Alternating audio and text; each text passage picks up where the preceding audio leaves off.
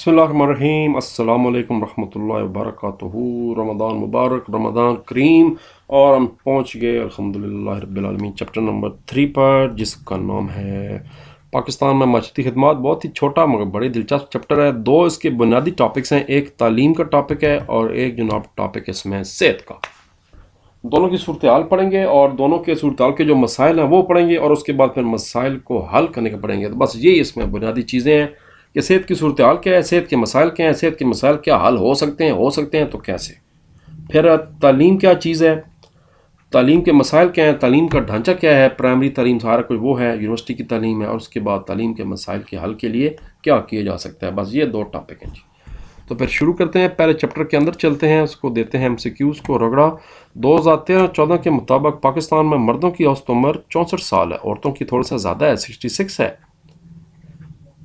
सरकारी इदारों और मुलाजमतों में मखसूस अफराद जो माजूर अफराद उनका कोटा है जो कि 2% है, 2%। 2013-14 के मुताबिक पाकिस्तान में शरह ख्वानगी 60% थी, यानी पाकिस्तान में पढ़े लिखे लोग 60% हैं। पाकिस्तान की 40% अब तकरीबन 9 करोड़ लोग लिखना पढ़ना नहीं जानते, सिर्फ 9 करोड़। लॉ कॉलेजों में कौन सी तालीम दी जाती है, कानून की तालीम जाती है। अब LLB 5 साल की कर दी गई है।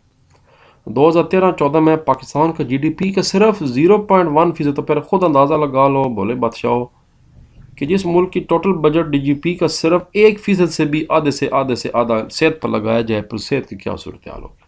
तालीम में भी हम बहुत ही कम लगाते हैं, शायद 1% भी नहीं है। अल्लामा इकबाल ओपन यूनिवर्सिटी का हेड ऑफिस इस्लामाबाद में वाक़ है, जिसका पुराना नाम था पीपल्स ओपन यूनिवर्सिटी। आला सानी तालीम का कोर्स जो आप लोग इस वक्त इंटरमीडिएट वाले, जिनको हायर सेकेंडरी कहते हैं, 11वीं 12वीं 2 साल, कोई शौक से 20 साल लगाना चाहे तो उसकी मर्जी है, लेकिन है वैसे ये कोर्स 2 साल का। कई होते हैं जो कि बोर्ड के पेपरों के बाद तैयारी शुरू करते हैं तो फिर अगले साल पेपर देने की कोशिश करते हैं, तो इस चक्कर में उनके 4-5 साल लग जाते हैं। वो असल में सिर्फ एक्सपीरियंस लेने के लिए ऐसा करते हैं, मकसद उनका ज़्यादा से ज़्यादा इल्म हासिल करना है। लेकिन मेरा मशवरा ये है कि इल्म होता रहेगा, कोशिश करनी कि बस 2 सालों में पास हो जाना, इसको रगड़ देना है। तो फिर जनाब शुरू करते हैं अगला टॉपिक।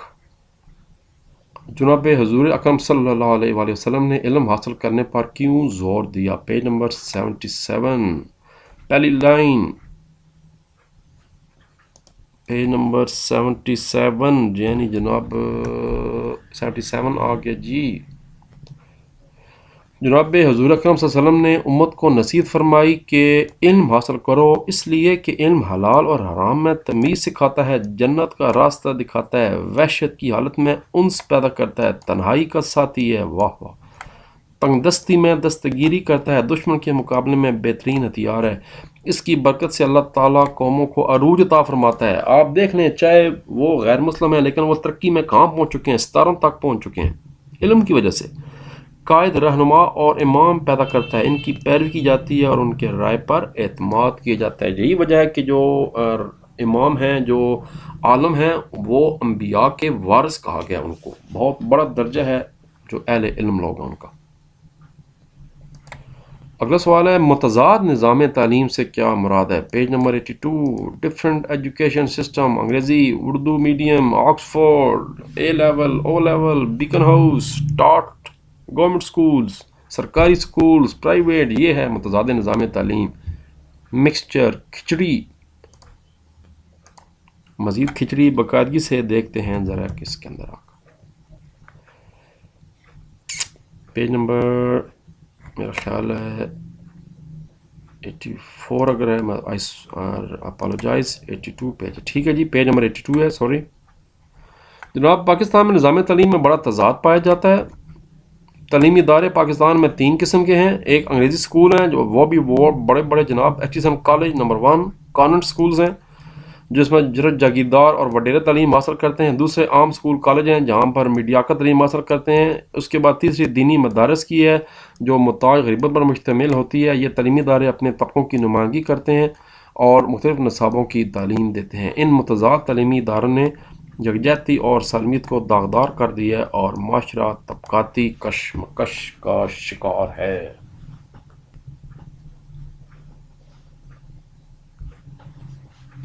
अगला सवाल, پاکستان میں بیماریوں کی روک تھام کے لیے کوئی سے 2 اقدامات بیان کریں. Page number 75.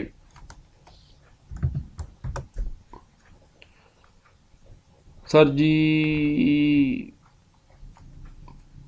Polio, malaria, T B, جزام، لیپرسی، ایڈ جیسے موذی امراض کے خاتمے کے لیے پاکستان یونائٹڈ نیشن اور ان کی ذیلی تنظیموں سے رابطے میں اور تعاون کی کوشش کر رہی ہے.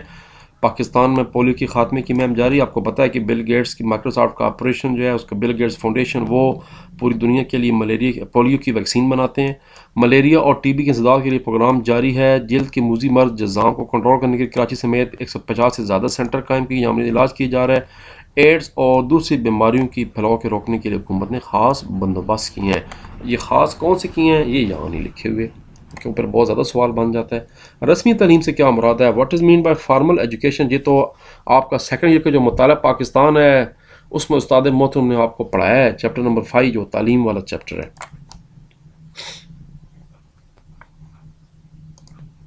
یقیناً آپ نے استاد محترم کا مطالعہ پاکستان دیکھا ہوگا. Page number 78 79.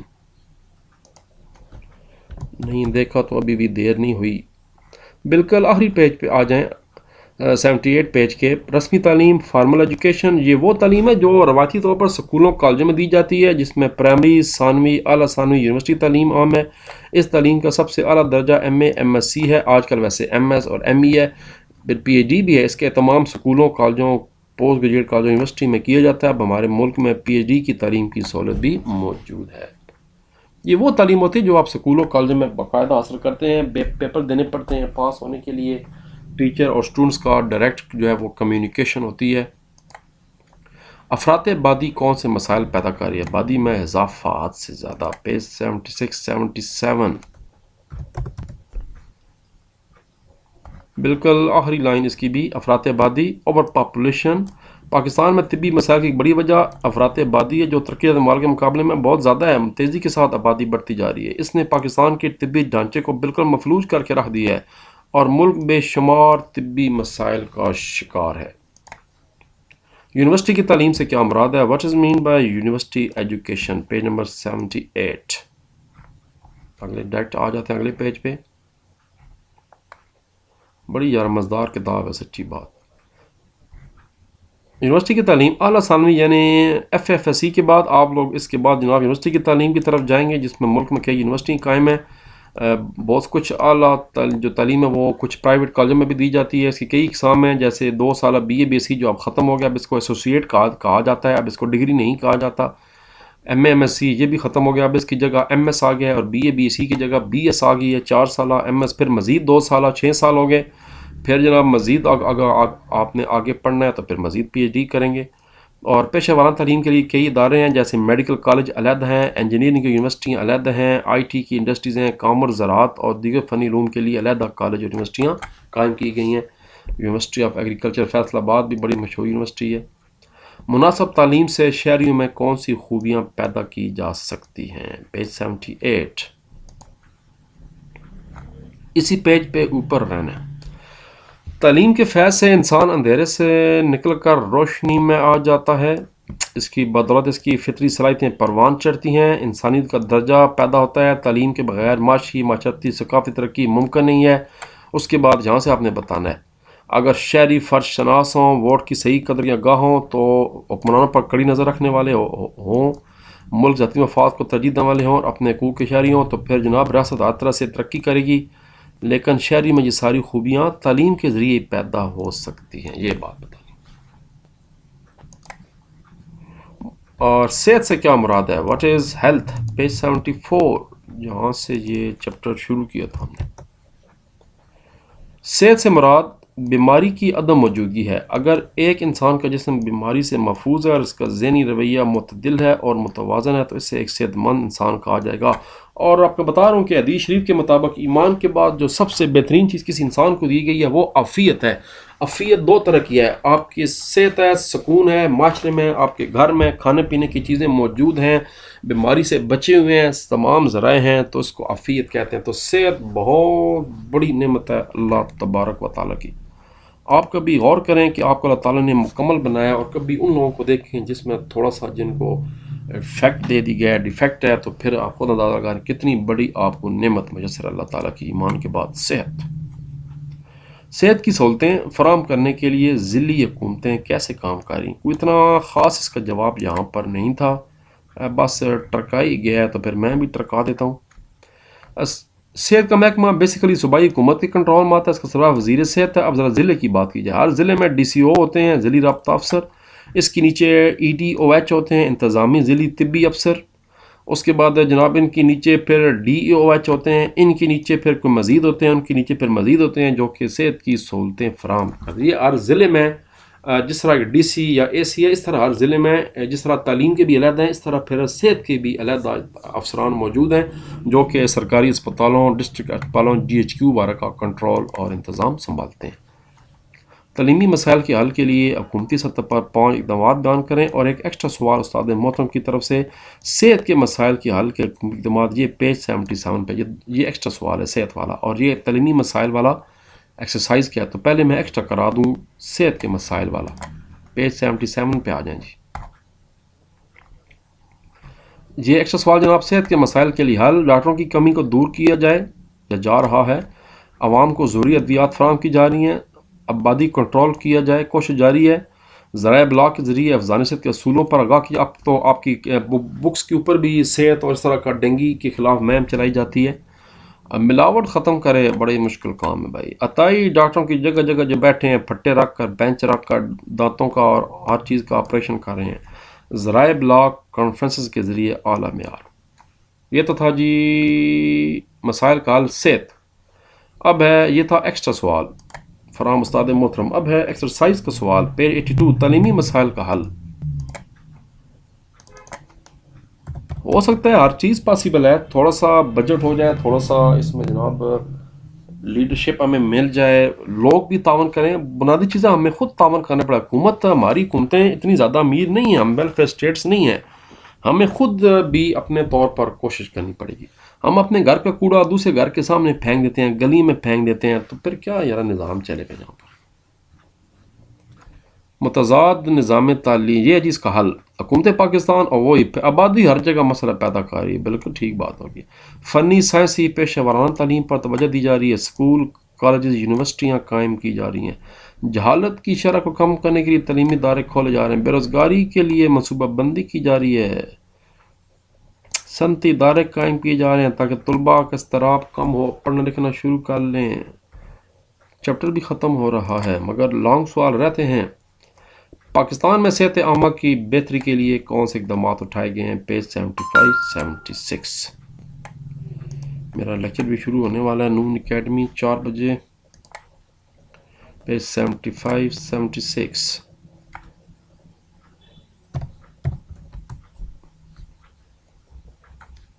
جناب یہاں سے شروع ہوگا، طبی سہولیات کی فراہمی، کیا اقدامات کیے جا رہے ہیں جناب؟ میڈیکل کالجوں کا قیام کیا جا رہا ہے، مختلف طبی اداروں کا قیام ہو رہا ہے، نیشنل ہیلتھ ریسرچ انسٹیٹیوٹ قائم کیا گیا، NIH اسلام آباد میں ہے، آپ نے کورونا کے دنوں میں اس کا بڑا نام سنا ہوگا۔ پھر میڈیکل پوسٹ گریجویشن کی سہولتیں دی جا رہی ہیں، لوگ اعلیٰ تعلیم حاصل کر رہے ہیں، بیماریوں کی روک تھام کے لیے کام کیا جا رہا ہے، DHQ اسپتالوں کو ترقی کی جا رہی ہے، ذاتی طور پر ایمرجنسی سینٹر بنے ہیں، ٹراما سینٹر بن گئے ہیں، کمپیوٹرز کا بندوبست کیا جا رہا ہے، اور اسپیشل ہاسپٹل جیسے برن یونٹ آگے، زچہ بچہ کے وہ آگے، دل کے امراض کے لیے علیحدہ آگے FIAC ہے، کئی ادارے ہیں بڑے مشہور، AFIC armed forces institute of cardiology ہے، غذائیت کی تحقیقات کی جا رہی ہے، WHO کے تحت سارا کچھ کام کیا جا رہا ہے یہاں تک۔ یہیں سے اگلا سوال شروع ہو رہا ہے، صحت کو کیا مسائل درپیش ہیں؟ یہیں سے لانگ نمبر 2، پاکستان میں صحت کو بے شمار مسائل درپیش۔ لو جی بے شمار پھر رولی مکیا چند ایک یہ ہیں، امراض بیماریاں بڑی زیادہ ہیں پاکستان میں، لو ایک اور نما مسئلہ، طبی سہولتوں کا فقدان، کوئی بیماری نہیں ہے ایک دفعہ ہمیں لازمی چیک ہوتی ہے بھائی جناب، یہاں پر کیا اصول تھا؟ افراط آبادی ایک اور بہت بڑا مسئلہ، ہم پہلے بھی اس کا شارٹ پڑھ چکے ہیں، افزان صحت کے اصول، لوگ ہاتھ نہیں دھوتے بھائی، سچی بات ہے۔ پست معیار زندگی، 150 روپے کا صابن ہو گیا یار، آپ کدھر سے لوگ ہاتھ دھوئیں، کتنے کا ہاتھ دھوئیں؟ غیر متوازن غذا، غربت کی وجہ سے خوراک کا معیار بہت گھٹی ہے، کامن بات، فروٹ تو بہت ہی اب ایک عیاشی ہوگی اس دور میں کھانا، ڈرائی فروٹ تو بھول ہی جائیں۔ ملاوٹ، بڑی تباہی ہے بھائی یہ بھی. اب تو لوگ خالص خوراک کھائیں تو بیمار ہونے شروع ہو جاتے ہیں، کیونکہ ملاوٹ کھا کھا کے خالص خوراک ہمیں ہضم ہی نہیں ہوتی. آگے مسائل کا حل، یہ ایکسرسائز کا سوال نہیں ہے، یہ ایکسٹرا میں نے شارٹ کرایا تھا. تعلیمی ڈھانچہ آگے جی، اب پیج 78 تعلیم آ گئی، اور پیج تعلیمی ڈھانچہ. پاکستان کے تعلیمی ڈھانچے کو 3 مرحلے میں تقسیم کیے گئے. ہم یہ مطالعہ پاکستان میں بھی پڑھ چکے ہیں. ابھی جو نئی کتاب ہے یہ چیپٹر 5 ابتدائی یا پرائمری تعلیم ہے، اس کے بعد ثانوی تعلیم ہے، سیکنڈری ایجوکیشن نامی 10ویں کی ہے، اس کے بعد جناب یونیورسٹی کی تعلیم آ جاتی ہے. یہ ابھی میں تھوڑی دیر پہلے شارٹ کرا چکا ہوں، بس یہاں تک تھا. یہ یہیں سے پھر لانگ نمبر 4 ہے، تعلیم کی اقسام بیان کریں. لانگ نمبر 4 تعلیم کی اقسام. میں اس لیے دکھا رہا ہوں کہ یہ نہ کہیں کہ استاد اپنے پاس سے چھوڑتا جا رہا ہے. رسمی تعلیم فارمل ایجوکیشن، طبی تعلیم میڈیکل کالج ایجوکیشن ہے. انجینئرنگ کے لیے یو ای ٹی وغیرہ ادارے بنائے گئے ہیں. اب تو پرائیویٹ ادارے بھی بڑے مشہور ہیں. اس کے علاوہ نسٹ ہے پاکستان کا number 1، national university of science and technology. زرعی تعلیم کے لیے میں بتا چکا ہوں فیصل آباد میں بھی مشہور ادارہ ہے. پھر ہمارے چکوال پنڈی میں ایرڈ یونیورسٹی بنائی گئی ہے. قانون کی تعلیم کے لیے جگہ جگہ ادارے بنائے گئے ہیں. تجارتی کامرس کی ایجوکیشن کی جاتی ہے. لمز مشہور عالم اور I B A number 1 institute of business administration Karachi اور لمز، کیا یہ شاندار ادارے ہیں. آغا خان یونیورسٹی بھی بڑی مشہور اس کے لیے. کمپیوٹر کی تعلیم، آئی ٹی، جگہ جگہ تعلیم دی جا رہی ہے. اساتذہ کی ٹریننگ کے لیے بھی جو ہے وہ یہاں پر ادارے اور یونیورسٹیاں بنائی گئی ہیں. تعلیم بالغاں ایڈلٹ ایجوکیشن کے لیے بھی فاصلاتی تعلیم ہے. یہ ایک نیا چیز ہے. وٹر یونیورسٹی کا نام سنا ہوگا، علامہ اقبال کا نام سنا ہوگا. صحت جسمانی تعلیم کے مراکز، مخروض افراد کی تعلیم، گونگے بہروں کے لیے سکولز بنائے گئے ہیں، ڈیف اینڈ ڈمبس. اسلامی تعلیم بھی جو ہے وہ شروع کی گئی ہے. آپ کو پتہ ہے کہ اب بی ایس سی تک اسلامیات کا پیپر ہر صورت میں ہوتا ہے، جس کو اسلامیات لازمی کہا جاتا ہے. بہت اچھا اقدام ہے. ہر صورت میں یہ ہمارے لیے سسٹم کے لیے ضروری ہے. تو پھر تعلیمی پسماندگی کی وجوہات، یعنی تعلیمی مسائل معاشی زبوں حالی. وہی مسائل بھائی، معاشی مسائل ہر چیز کا جڑ ہے برائی کی. غریب ہونا سب سے بڑا ظلم ہے معاشرے میں. مسائل ہی مسائل آپ کو ہو جائیں گے. سیاست میں استحکام ہے، پولیٹیکل انسٹیبلٹی ہے، آبادی میں اضافہ ہو رہا ہے، یہ ایک بنیادی مسئلہ. فنی اور سائنسی تعلیم کی کمی ہے، ایسے ادارے بہت کم ہیں بھی تو بہت مہنگی تعلیم دیتے ہیں. پیشہ ورانہ تعلیم کی بھی کمی ہے، پروفیشنل ایجوکیشن ادارے پاکستان میں بہت کم. الٹریسی، صرف 60% لوگ پڑھے لکھے ہیں، ہم ایم سی کیو پڑھ چکے ہیں. اعلیٰ تعلیم کا فقدان ہے. بنیادی تعلیم لوگ حاصل کر لیتے ہیں، آگے کوئی نہیں جاتے. پی ایچ ڈیز افراد نہ ہونے کے برابر ہیں. ریسرچ ورک کوئی نہیں ہوتا. بے روزگاری ہے، طلبہ میں بے چین. لوگ ڈگریاں لیں بھی لیں تو روزگار کوئی نہیں ملتا. غیر منظم تعلیمی پالیسیاں ہیں. جو آج کل کے دور کی ضروریات ہیں اس کے مطابق ٹیکنالوجی تعلیم نہیں ملتی. ماہرین کوئی نہیں ملتے تعلیم دینے کے لیے. آٹو موبائل، ٹیلی کمیونیکیشن، بجلی، ٹرانسپورٹ، دفاع جیسی صنعتیں، کوئی یہاں پر نظام کوئی نہیں. متضاد نظام تعلیم. ایک نیشنل ڈیفینس یونیورسٹی اسلام آباد میں، وہ آپ کو ایک تعلیم دیتی ہے، اس سے ریلیٹڈ ہے. باقی بہت کم ادارے ہیں. متضاد نظام تعلیم ہے، یہ تو ہم پہلے بھی پڑھ چکے ہیں. تو سوال آپ کا یہاں پر ختم، یہیں پر چیپٹر ختم. استاد محترم آپ کی جان چھوڑے، آپ استاد محترم کی جان چھوڑیں. اور کچھ دنوں کے بعد پھر 2-3 دن مجھے چاہیے ہوں گے، میں چیپٹر نمبر کوشش کروں گا 4، 5 اور 6 اکٹھا کروں اپلوڈ، کیونکہ اس کے بعد ابھی بڑا کام رہتا ہے فرسٹ ایئر کا. اس کے بعد اکنامکس پہ بھی میرا دل ہے، ٹائم ملے تو بنا دوں. سوشیالوجی پہ بنانے ہیں، ٹائم کا بڑا ایشو چل رہا ہے. اللہ تعالیٰ خیر کرے. تو ٹھیک ہے جی، پھر پاکستان زندہ باد. اپنا خیال رکھیے اور افطاری کا تیاری کیجیے.